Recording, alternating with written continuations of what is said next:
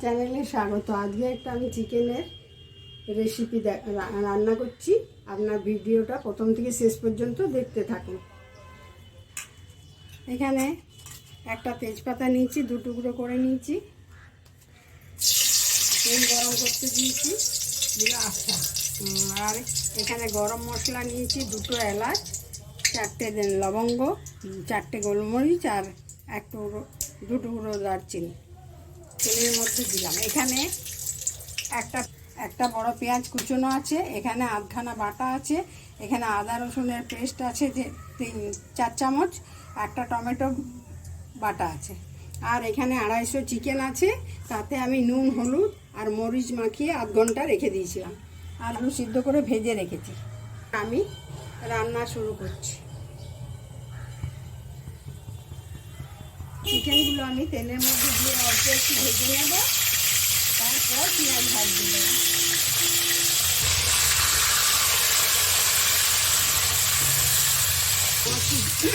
আমার চিকেনটা হালকা করে ভাজা হয়ে গেছে, এবার আমি তুলে নিচ্ছি।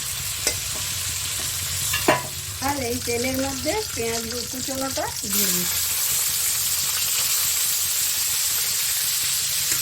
হালকা ভাজা হয়ে গেছে, এবার আমি পেঁয়াজ বাটাটা এর মধ্যে দিয়ে দিচ্ছি।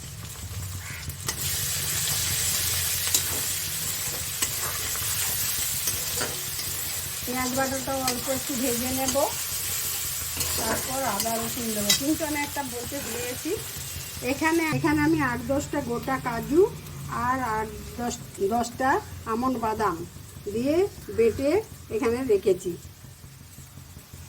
এবার আদা রসুন বাটাটা দিলাম,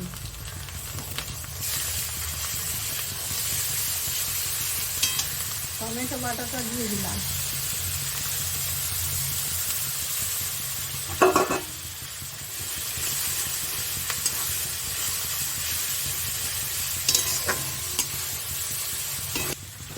এবার আমি এতে 1 চামচ জিরে গুঁড়ো দেবো আর পরিমাণ মতো নুন দেব।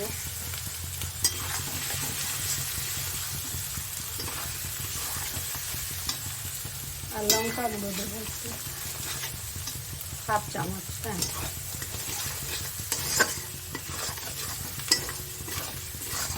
এবার অল্প জল দিয়ে একটু ভালো করে মশলাটা, এবার অল্প একটু জল দিলাম, মশলাটা ভালো করে কষে নেব।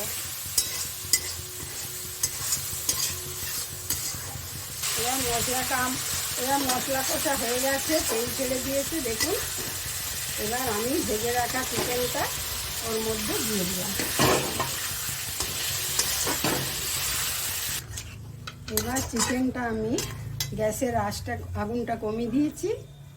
এবার আমি একটু চাপা দিয়ে কষে নেব, মাঝে মাঝে নাড়ব। এটা কষা হয়ে গেছে, এবার আমি আলুগুলো এর মধ্যে দিয়ে আরেকটু কষে নেব। মাংসটা কষা হয়ে গেছে, এবার আলুগুলো দিয়ে কষে নেব, আর একটুখানি কষে নেব। এবার চাপে একটু কষে তারপর কাজু আর আমন্ড বাটাটা দেবো এতে। দেখুন আমার চিকেন আলু কষা হয়ে গেছে। এবার আমি কাজু আমন্ড বাটা আছে, এটা আমি দিয়ে দিচ্ছি।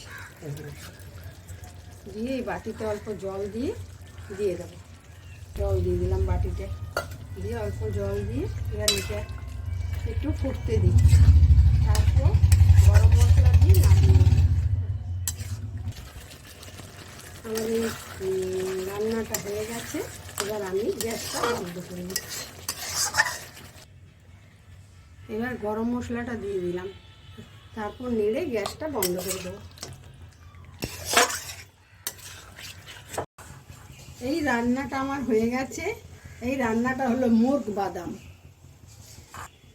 আপনারা এইভাবে রান্না করে খেয়ে দেখবেন, গরম পরোটা, রুটি, নানের সাথে খুব ভালো লাগবে।